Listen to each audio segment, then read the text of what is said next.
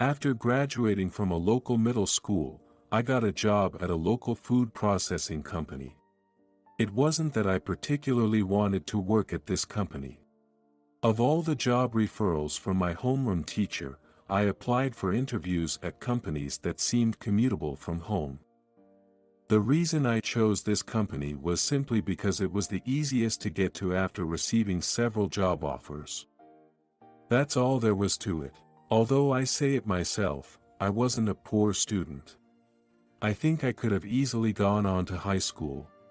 But I sealed away my desire to attend high school when I was in 8th grade. I wanted to help my mother, who raised 3 boys, including me, on her own, as soon as I could. She always said, "Don't worry about money." However, I couldn't overlook it. I remember the slightly relieved expression on her face when I said, "I'll get a job after graduating from middle school." Despite saying, "Don't worry," I think she was always anxious. Seeing her expression, I convinced myself it was the right decision. 15 years after I started working, I was in the department responsible for new product development. Our company's planning department was admired by many employees. It was a coveted position, not easily assigned to just anyone. Why a middle school graduate like me was assigned to this department? It was a mystery to me. If I had to guess, it might be because I followed the advice a colleague gave me when I first joined. He taught me the importance of having a purpose in my work. Eventually he became someone I admired. The advice he gave me was to work hard at whatever you can do now. I followed this advice even after being assigned to the planning department. However, things started to go downhill in my 3rd year there. That was when Susan, a new manager, was assigned to our department. She was 2 years younger than me. A graduate from a prestigious national university, and had a track record of success in every department she was assigned to. She was promoted to manager at the young age of 28, an exceptional achievement in our company, and respected by everyone. To anyone's eyes, she was the most successful person in the company. Her work instructions were accurate, and he treated everyone equally, so she was admired by all. Yet, for some reason, we just didn't get along. I had no idea why, but I felt like I was her target. It wasn't just a feeling. Before I knew it, my role at work had been reduced to collecting lunch orders and cleaning. There's no work for someone who's only a middle school graduate. You don't belong in this department. Susan even told me face to face. Frankly, I was like air in the planning department. Of course, I wanted to show results in my work. However, I didn't even have the chance to do so. The advice of working hard at whatever you can do now felt irrelevant. 6 months after Susan joined the planning department, I was working alone in the office on a holiday. In our company, employees took turns answering phones on holidays.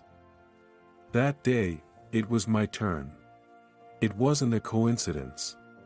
Susan had personally asked me, "John, please come to work on your next day off." Her way of speaking was polite but insincere. I got it. I had braced myself for working on holidays a long time ago. That day was her wedding day. I was the only one from the planning department not invited.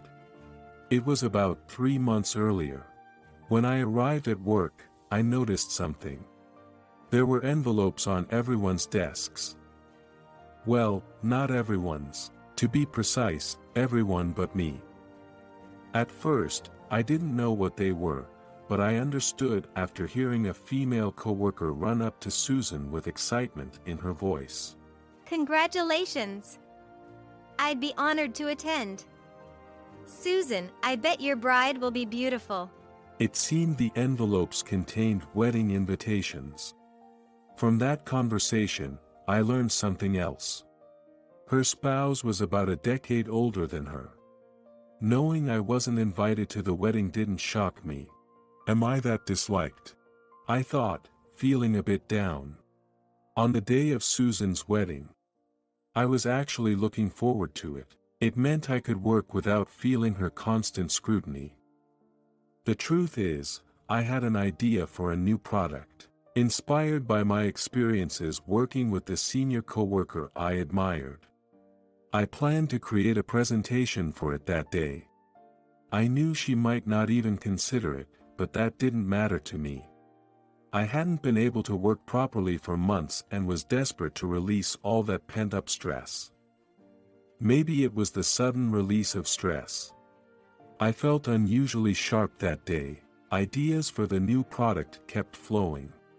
The fact that there were fewer phone calls to the office that day was also in my favor. When it was almost noon, the office phone rang.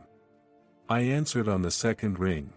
"Hello, Future Foods, John speaking." I waited for the caller to respond. But there was silence on the other end. After a few seconds, I said again, "Hello, Future Foods. How may I assist you?" That's when I heard a familiar voice. Hello. I was surprised to recognize it.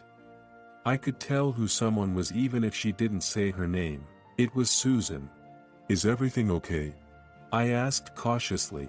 In a small voice, she said, I need you to come here right now. I was momentarily speechless because not expecting such a request. "Is something wrong?" She didn't answer my question but repeated. Please come right now. Her voice was clearer this time but still shaky. Sensing something serious, I replied, "Understood. I'm on my way." I stopped by the security office to inform them I had to leave urgently and asked them to redirect any calls for the planning department to my cell phone. Then I headed out to the main street, hailed a taxi, and went to the wedding venue she had told me about. Upon arriving, I looked for Susan. The wedding was set to start in 30 minutes. I made my way to the bride's dressing room. "You're late." Along the way, I thought I heard a familiar voice. I froze when I turned toward the voice that had called out to me. It was Robert standing there. He was the one who taught me the importance of working hard at whatever you can do now. "Why are you here?" I asked in surprise. He chuckled and replied, "Why? Can't you tell by my outfit? I'm here to support the bride." I was even more astonished and asked, "Wait. Are you Susan's partner?" He nodded affirmatively, saying, "Yep. Well, let's put aside the long talk for now. You can't attend a wedding in that outfit. There's a rental place nearby. Go change first." He said, pushing me towards it. I was in a dilemma. I hadn't been invited, so how could I attend? "But I wasn't invited," I protested. He laughed and replied, "We've got a seat for you too."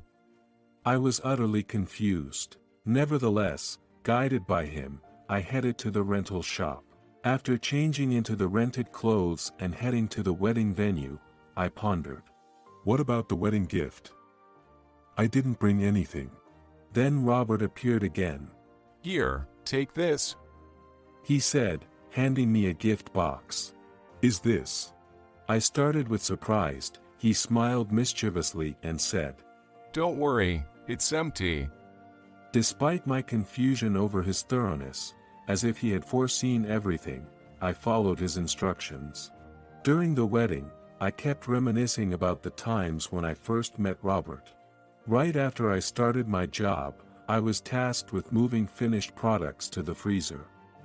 The monotonous work made it hard for me to find meaning, and I spent my days without any particular purpose. The only relief I had at work was talking with him, who I had become friends with. Robert, who had been with the company for 3 years, somehow just clicked with me. I remember asking him once, "Why are you so nice to me?" He looked surprised, as if saying, "What are you talking about?" Then he asked me back, "Why do you look up to me so much?" I was taken aback. Honestly, I couldn't articulate the reason well. "I'm not sure," I admitted. He then smiled warmly and said, That's exactly it.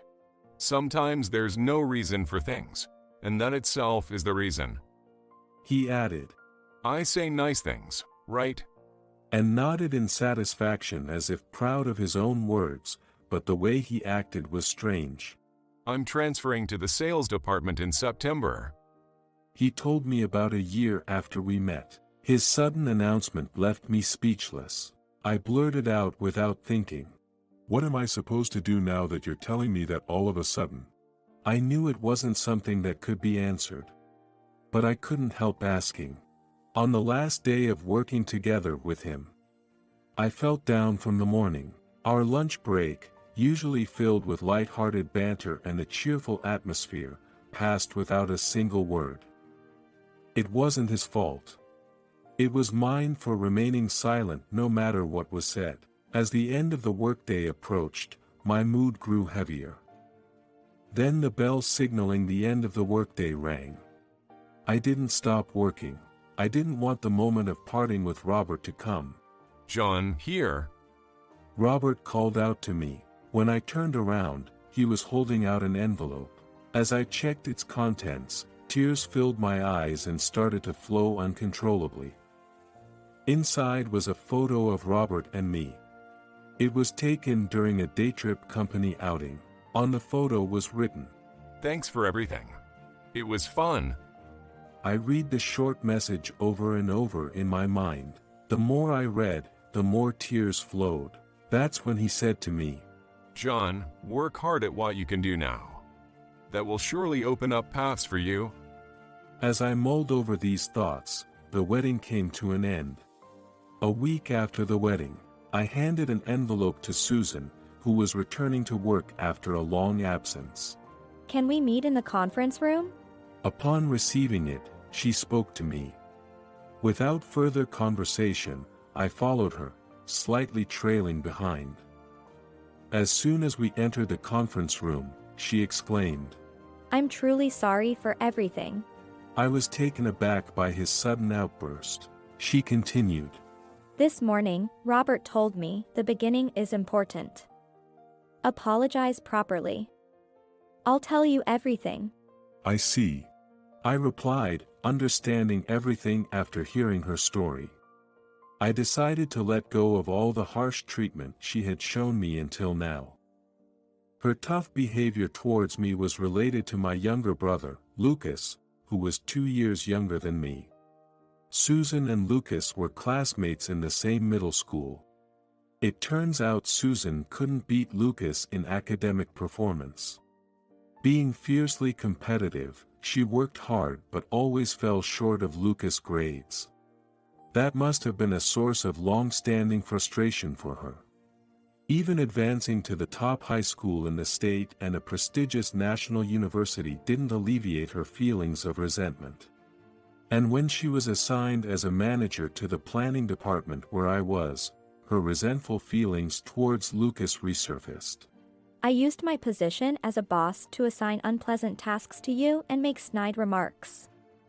It was complete power harassment. I'm so sorry.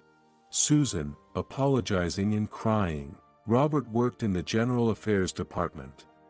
He knew I was in the planning department all along, but kept silent to avoid putting unnecessary pressure on Susan. He revealed our relationship when they were creating the seating chart for the wedding guests. You have an employee named John in the planning department, right? He's the guy I treated like a younger brother. Hearing about me, Susan panicked, thinking inviting me to the wedding would expose how she had treated me. But she couldn't confess the truth to Robert, so her anxiety grew. She explained her relationship with me to Robert only after arriving at the wedding venue. Right after calling me with a trembling voice. I'm sorry for the irreparable harm I've caused. Robert, upon hearing her apology, reportedly said, Leave it to me. But you have to take responsibility for your actions. The rental attire and the empty gift box for the wedding gift made sense now. That's why Robert was so efficient on the wedding day. And now, on her first day back from the honeymoon, Susan had called me to the conference room to properly take responsibility. I can't express how sorry I am for the childish behavior that hurt you, John. I'm planning to apply for a demotion. She said, and I responded. Could you please look at the materials I've prepared first? They weren't ready on the day of your wedding, but I've completed them to my satisfaction over this past week. It's the result of working hard at what I can do now, just as Robert taught me. She slowly nodded. I wonder what the outcome will be. Regardless, I'm looking forward to it. No matter the result, I'll just keep doing my best at what I